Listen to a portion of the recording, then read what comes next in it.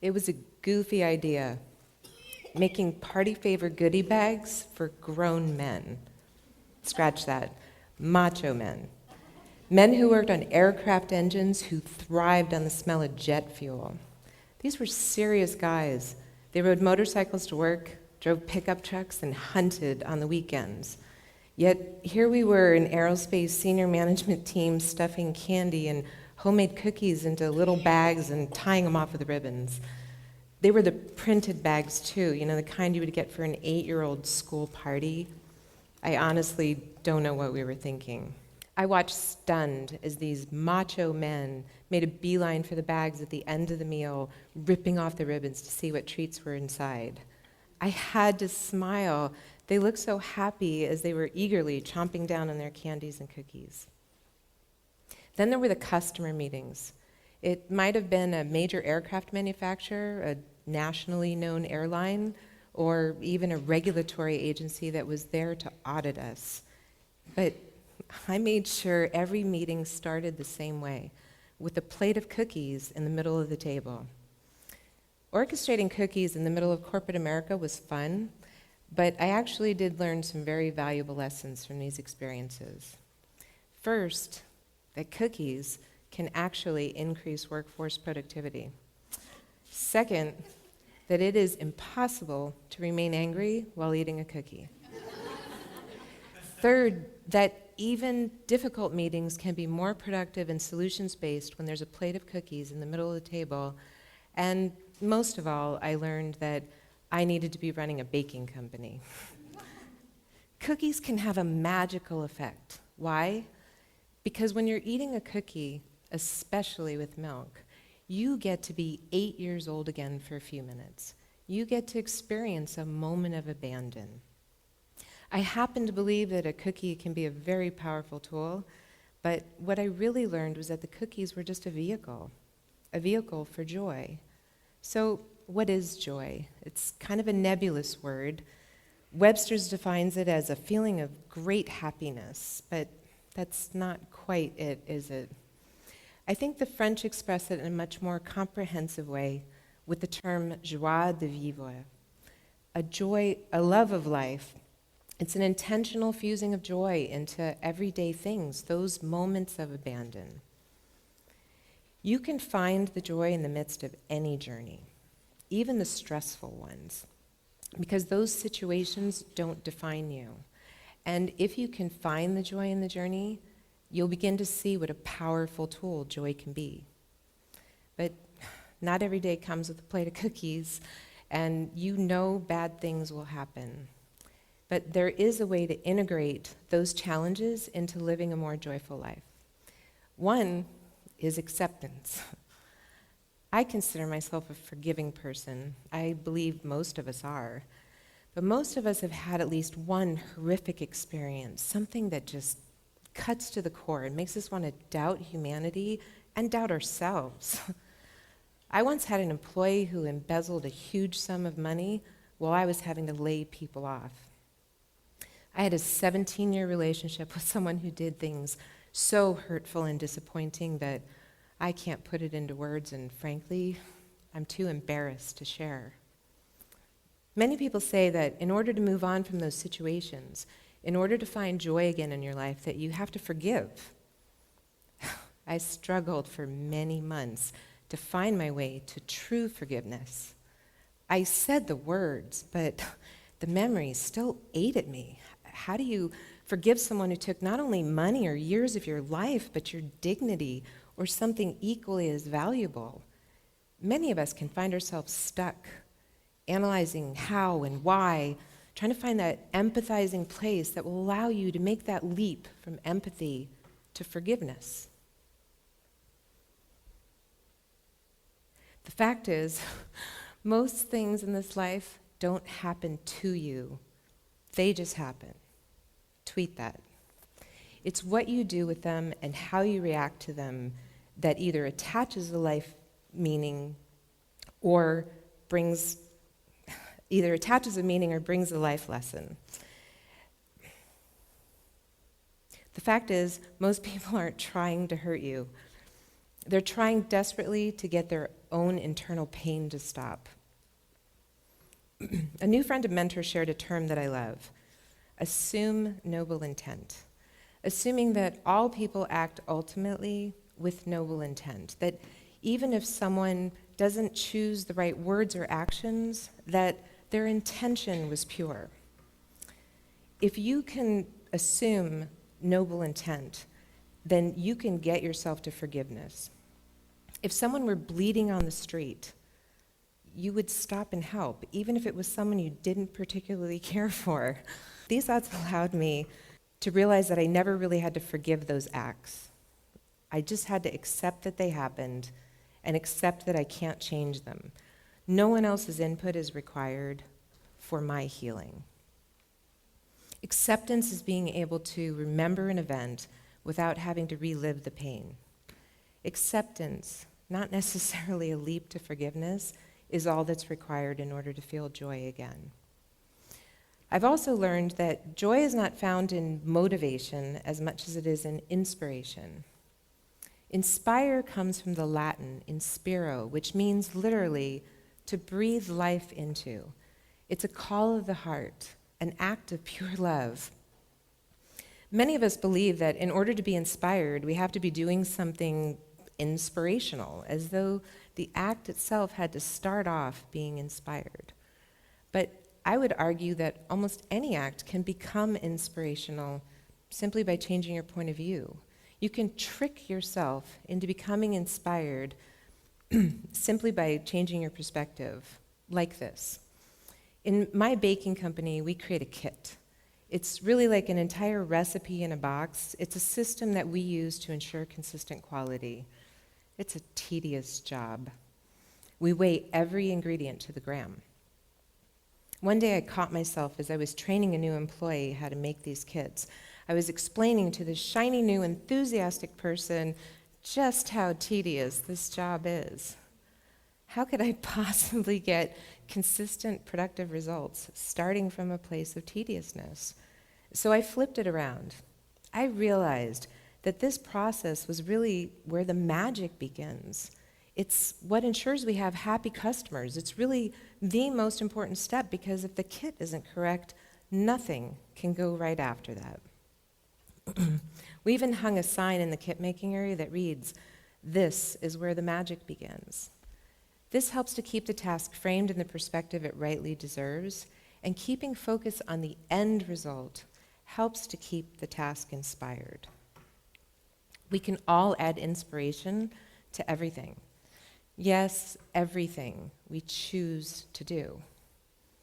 I've started applying a saying in the last couple years to making choices in my life, and it's this: if it's not a hell yes, then it's a hell no. This has allowed me to focus priorities on the things that I'm most passionate about, so that I'm taking more inspired and fruitful action. Many people say, or someone once said, that 90% of life is showing up.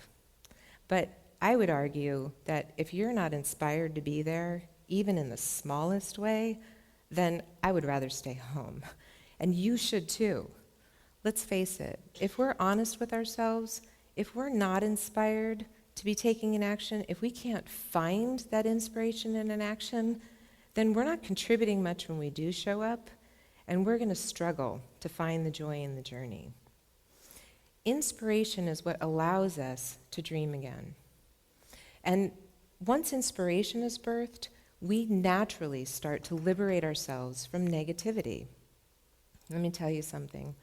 What other people think of you is absolutely none of your business. And frankly, what they're doing is probably none of yours either.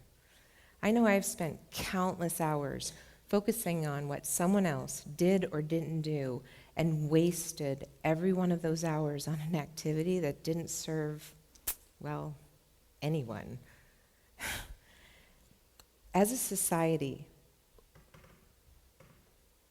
we are the mass consumers of a highly addictive drug known as negativity. Do you know what this drug does to people? Ever take it yourself?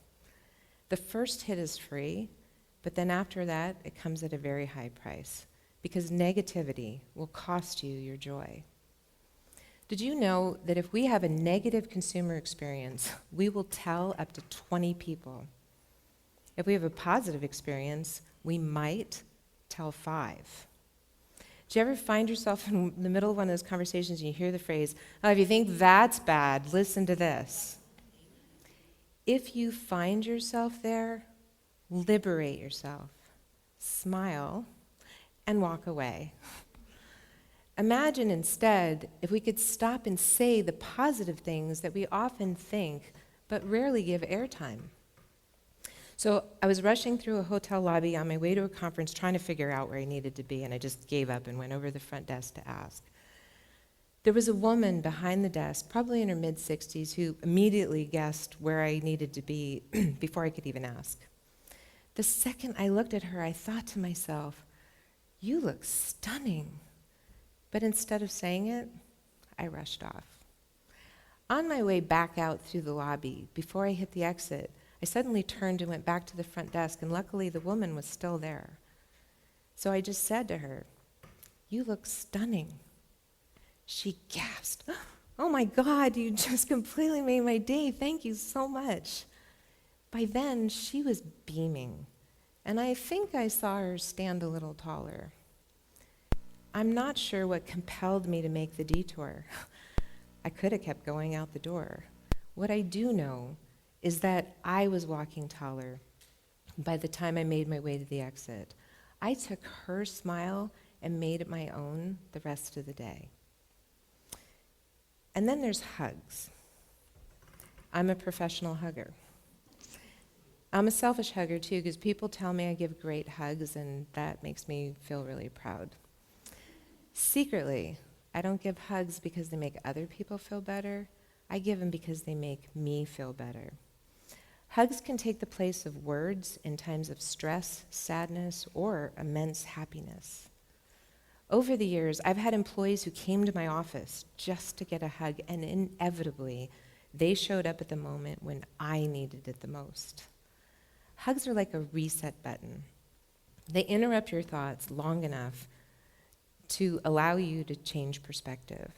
So I find that several doses of hugs a day, even at the office, can lead to a more joyful life.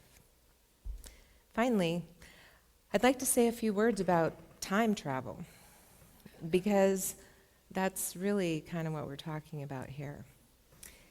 Every moment is a gift, and you can say, yeah, we all know that. But what we forget is that it's a gift we're supposed to take with us, to carry always, and remember those positive moments. We do it all the time with the negative moments. We replay that nasty thing someone said or did to us over and over again 20 times.